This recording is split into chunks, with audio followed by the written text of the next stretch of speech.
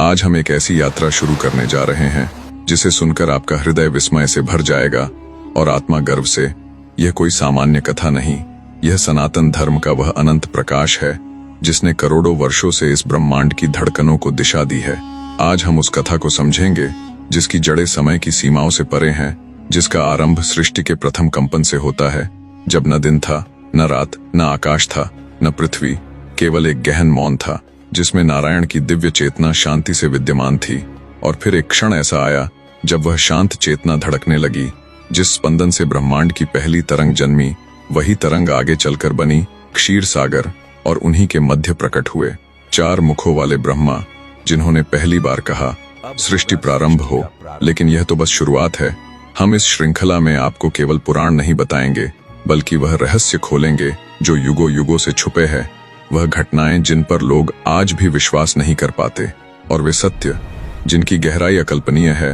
पृथ्वी कैसे बनी, प्रलय कैसे होती है, देवता कहां से आए हैं, युग कैसे बदलते हैं, रामायण की शुरुआत असल में कहां से हुई, आदि और भी चीजों को समझेंगे।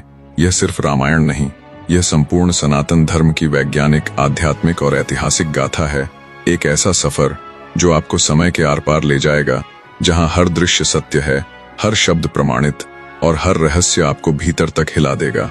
तो तैयार हो जाइए, हम शुरू करने वाले हैं वह यात्रा जो ब्रह्मांड की उत्पत्ति से शुरू होकर सतयुग, त्रेता, द्वापर और अंततः कलयुग के उदय तक ले जाएगी। अब शुरू करते हैं। संपूर्ण ब्रह्मांड में था, पूरा अंधकार में डूबा था।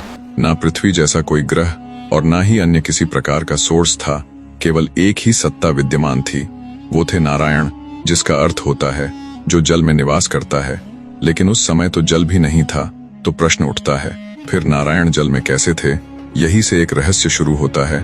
जब भगवान विष्णु ने परम चेतना से सृष्टि रचना का विचार किया, तभी उनकी ऊर्जा से पहला जल उत्पन्न हुआ, जिसे कहा गया क्षीर सागर।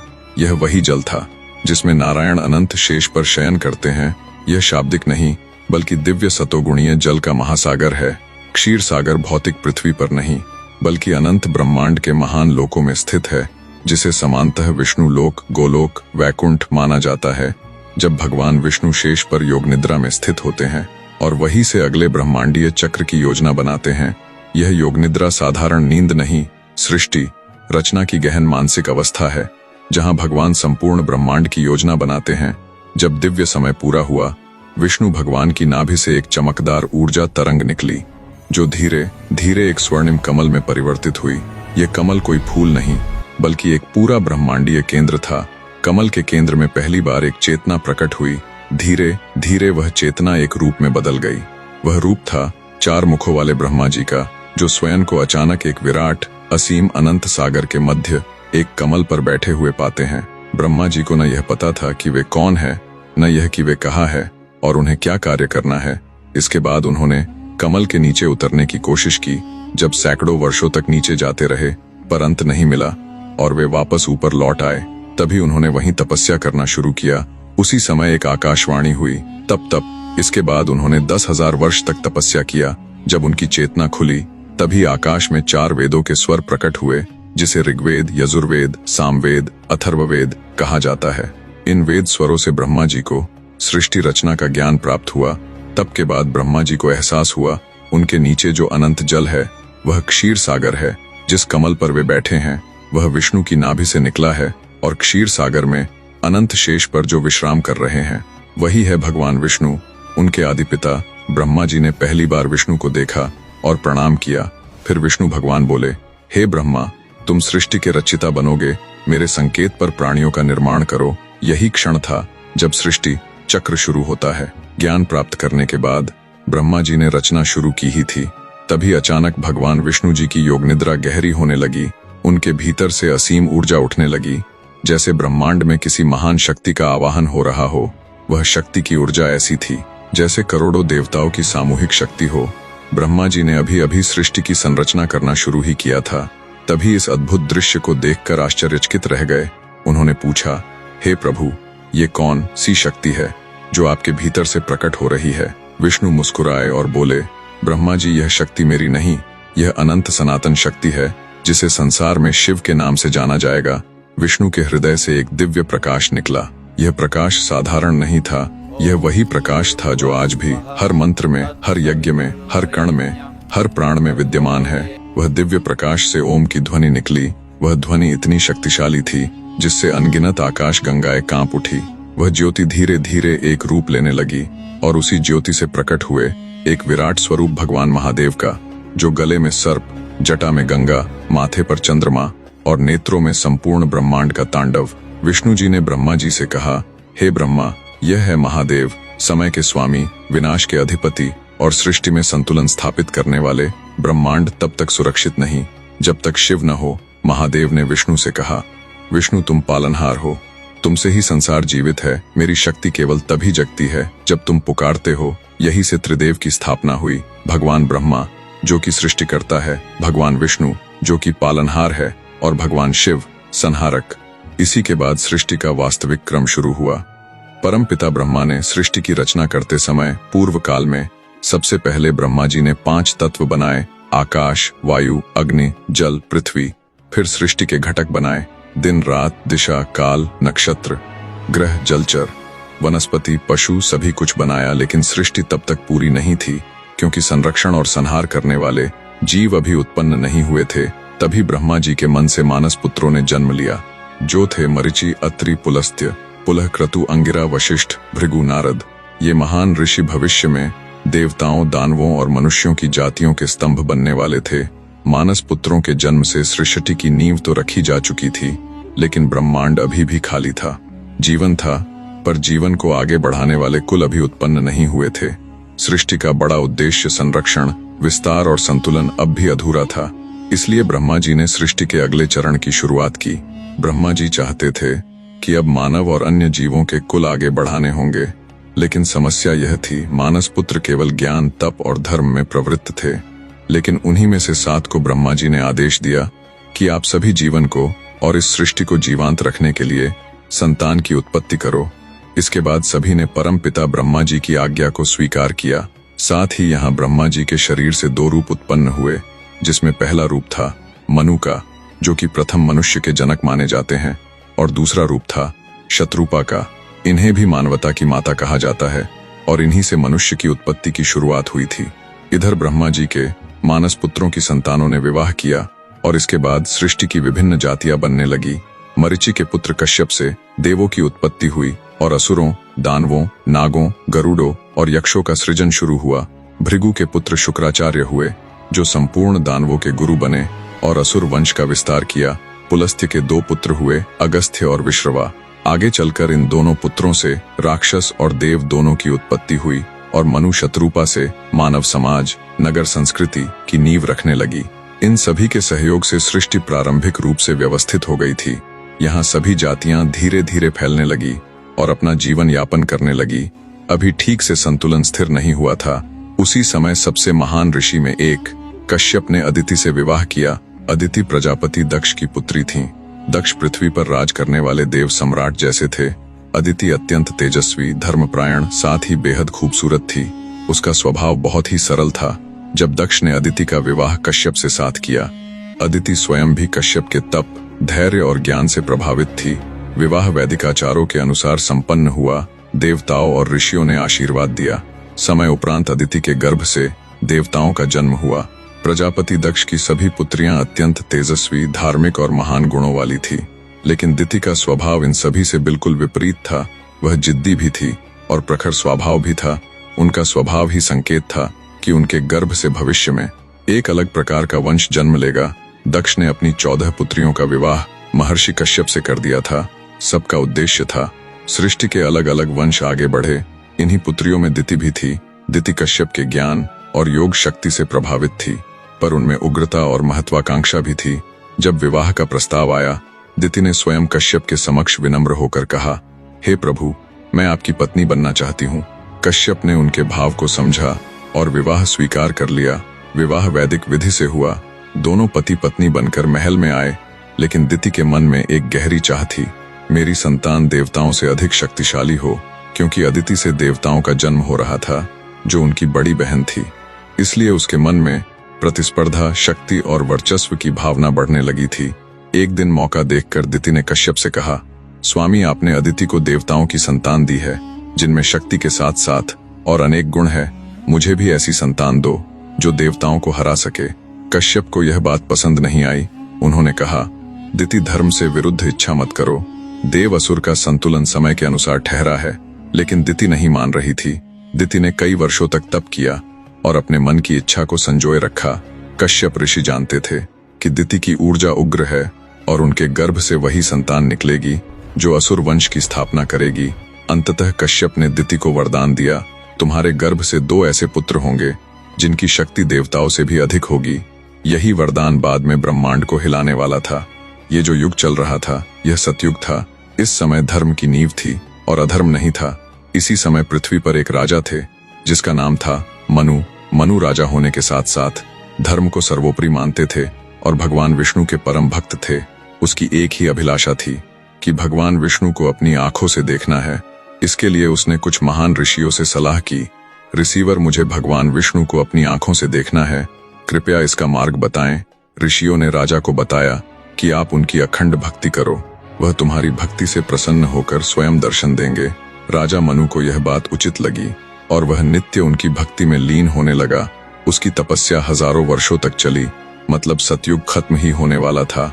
सतयुग का समय काल पूरा हो चुका था, लेकिन उसे भगवान विष्णु ने दर्शन नहीं दिया। अब एक प्रलय का आगमन होने वाला था, जिससे भीषण बाढ़ पूरे जीवों को नष्ट कर एक नए युग में परिवर्तित होने वाला था। कहते हैं, एक युग ब्रह्मा जी के एक दिन के बराबर होता है, और जब ब्रह्मा जी सो जाते हैं तो युग बदल कर नया युग शुरू होता है। सतयुग के अंत में जब ब्रह्मा जी सोते हैं, ठीक उसी समय हयग्रीव नामक असुर ब्रह्मा जी के नाक से उत्पन्न हुआ। असुर हयग्रीव ने देखा कि ब्रह्मा सो रहे हैं, तभी उसकी नजर वेदों पर पड़ी। उसे लगा, इनका ज्ञान प्राप्त होने पर मैं अधिक बलशाली और हर ज्ञान से रूबरू हो जाऊंगा। तो वह वेदों को लेकर समुद्र की गहराई में छिप गया। जब भगवान विष्णु को यह पता चला कि वेदों को असुर ने चुरा लिया है और वह अगले युग में नहीं जा पाएंगे, तो सृष्टि में हलचल मच जाएगी। रक्षक होने के नाते भगवान ने इसे बचाने का निर्णय लिया। तभी भगवान ने देखा कि राजा मनु बहुत लंबे समय से मेरी तपस्या कर रहा है। विष्णु भगवान ने उसे ही अगले युग के लिए चुना। अब यहाँ रोज की तरह राजा मनु नदी किनारे पहुंचे और जल को हाथ में लेकर विष्णु भगवान का स्मरण कर उन्हें जल अर्पित कर रहे थे। जैसे ही दोबारा जल लिया और भगवान विष्णु का नाम स्मरण किया, तो एक आवाज आई, हे महान राजा, मुझे पुनः नदी में प्रवाहित मत करो। मनु ने जैसे ही अपने हाथों में देखा तो हाथों में एक छोटी मछली थी। मछली ने फिर मनु से कहा, राजा कृपा करो, मुझे पुनः नदी में प्रवाहित मत करो। इस पानी में कई बड़ी मछलियां हैं जो मुझे निगल जाएंगी। मनु ने दया भाव से उस मछली को देखा।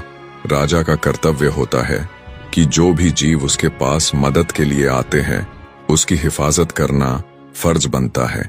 मनु ने उस छोटी मछली को अपने कमंडल में रख लिया और तपस्या में लीन हो गए। रात्रि में अपनी तपस्या विराम के बाद अपने महल पहुंचे और उस मछली को कमंडल में ही रखा और शयन के लिए चले गए। जब अगली सुबह हुई तो मछली जोर से बोली, मेरी मदद करो, तुम्हारे कमंडल में मेरा दम घुट रहा है। मनु दौड़कर अपने कमंडल के पास गया। देखा तो मछली का आकार पहले से अधिक हो गया है और वह कमंडल में रह नहीं सकती। बिना विचार के वह एक बड़ा पात्र लेकर आए और उसमें पानी को भरा और मछली को उसमें डाल दिया। इसके बाद मछली ने कुछ राहत की सांस ली और मनु को धन्यवाद किया। मनु मुस्कुराते हुए अपनी प्रार्थना करने को रवाना होने ही वाला था। तभी मछली की फिर से आवाज आई, राजा, ये पात्र भी छोटा है, मुझे कृपया बड़े पात्र में स्थान दो। मनु ये देख हैरान हो गया कि अभी कुछ समय पहले ही इसे बड़े पात्र में डाला था, ये इतनी बड़ी कैसे हो गई। मनु ने महल से और बड़ा पात्र लिया और उसमें जल भरकर उसे डाल दिया। मछली ने राजा को फिर से धन्यवाद दिया। मनु इसके बाद महल के द्वार तक आया ही था, तभी मछली की फिर से आवाज आई, मुझे माफ करना, ये पात्र मेरे लिए पर्याप्त नहीं है। मनु को अपनी आंखों पर विश्वास नहीं हो रहा था। आखिर मछली का आकार इतना बड़ा कैसे हो गया। हालांकि मनु ने सोचा ये वक्त प्रश्न करने का नहीं है। वह उस मछली को लेकर नदी के पास गए जहां वह मिली थी और उसे नदी में डाल दिया। मछली ने अब राहत की सांस ली और राजा को धन्यवाद किया और कहा, हे महान राजा, तुमने मेरी रक्षा की है, इसलिए मुझे यहाँ अकेला छोड़कर मत जाओ। मुझे डर है कि यहाँ की बड़ी मछलियां मुझे निगल ना जाए। मनु ने उसे संदेह भरी निगाहों से देखा, लेकिन एक राजा होने के नाते किसी भी जीव की रक्षा करना उसका कर्तव्य था। वो एक चित्त होकर मछली को देख रहा था। उसने देखा कि वह मछली का आकार बड़ा होता जा रहा है और अब उसने पूरी नदी को ढक लिया। फिर मछली ने वही राग अलापा। मनु को कुछ समझ नहीं आ रहा था, लेकिन उसे बचाना था तो वह एक नदी से दूसरी नदी ले जाते रहे, लेकिन हर बार उसका आकार बढ़ता जा रहा था। अंत में उसे समुद्र में ले गए। तभी उसकी आंखें फटी की फटी रह गई कि मछली समुद्र में भी विशाल रूप ले रही थी। तभी मनु को अंदर से शंका हुआ, ये कोई साधारण मछली नहीं है। तभी एक सामने से प्रकाश निकलता है। मनु हाथ जोड़कर वहीं बैठ गया और बोला, आप नारायण हो मेरे भगवान। तब भगवान विष्णु ने उसे दर्शन दिया और बोले, तुम मुझे देखना चाहते थे तो मैं आ गया। उसी समय मछली के सिर से बड़ा सिंह निकल आया था। मनु ने हाथ जोड़कर भगवान से कहा, भगवान आपने मेरी एकमात्र इच्छा पूरी कर दी, अब मुझे और कुछ नहीं चाहिए, अब आप आदेश करें। तब मछली रूप में विष्णु जी ने कहा, मनु, ये युग 7 दिनों में समाप्त होने वाला है। एक भीषण बाढ़ आएगी और ये सारे जीव नष्ट हो जाएंगे। मैं चाहता हूँ कि तुम एक बड़ी नौका बनाओ। सभी पौधों के बीज, सभी प्राणियों के नर और मादा और 7 ऋषियों के साथ तुम अपने परिवार को उस नाव पर सवार करो। मनु ध्यान से भगवान की बात को सुन रहा था। विष्णु भगवान फिर बोले, नागों के देवता वासुकी को अपने साथ ले जाना मत भूलना। मनु ने कहा, जो आज्ञा प्रभु। इसके बाद मछली समुद्र के दूसरी ओर चली गई। मछली ने अपना आधा काम कर दिया था और अब वह गहराई में गई। अभी एक और कार्य बाकी था। समुद्र के अंदर हयग्रीव राक्षस वेदों को लिए बैठा था। इतनी विशाल मछली को आते देख हयग्रीव एक पल के लिए डर गया। वह कुछ सोच पाता इससे पहले ही मछली ने उस पर हमला कर दिया। दोनों में भयानक युद्ध छिड़ गया, लेकिन मछली का आकार बड़ा होने के कारण वह उसे ज्यादा चोट नहीं पहुंचा पा रहा था और वह मछली बार बार उस पर भयानक प्रहार कर रही थी। अंततः उस प्रहार से उस असुर की मृत्यु हो गई। इसके बाद मछली ने वेदों को लिया और चली गई। वह मछली फौरन ब्रह्मा जी के पास गई, जो अभी भी सो रहे थे, और वेदों को सही सलामत उनके पास रखा। उधर दूसरी तरफ मनु ने अपनी सेना से विशाल नौका को तैयार किया और भगवान के कहे अनुसार उसने सभी कुछ रखा और सभी को बैठाया। समय अनुसार वहां मूसलाधार बारिश शुरू हो गई और पानी का स्तर बढ़ने लगा। धीरे धीरे संपूर्ण पृथ्वी जलमग्न होने वाली थी और नौका में जोरों से पानी की लहरें लग रही थीं। सभी घबरा रहे थे, लेकिन चढ़ने से पहले मनु ने सभी को भगवान विष्णु द्वारा दिए आदेश को बताया था और आश्वासन दिया कि प्रभु पर विश्वास करो। तो जब नौका डगमगा रही थी, सभी दृढ़ थे कि भगवान अवश्य आएंगे। तभी वादे के अनुसार एक बड़ी मछली सामने से आ रही थी। मछली बहुत बड़ी थी, जिसे देखकर लोग डर भी रहे थे कि कहीं ये हमें खा ना जाए। लेकिन तभी मछली बोली, राजा मनु वासुकी को मेरी सींग में बांध दो। मनु ने वैसा ही किया और फिर वह मछली नाव को सही रास्ते पर ले चलने लगी। भयंकर तूफान को मात देती रही। उसी यात्रा के दौरान मछली ने सभी ऋषियों और मनु को वेदों का ज्ञान प्राप्त कराया, ताकि सभी को आगे के युग में मार्गदर्शन दे। इसके बाद कुछ समय बाद युग बदलकर नया युग शुरू हो चुका था। पृथ्वी पर लगभग सब कुछ समाप्त हो चुका था, तो सभी को मछली ने हिमवान पर्वत पर छोड़ दिया और फिर मछली वहां से चली गई। फिर सभी नाव में सवार प्राणियों ने नए युग का आरंभ किया। विष्णु भगवान को दिल से मानने वाले सभी भक्त जय श्री राम जरूर लिखे। धन्यवाद।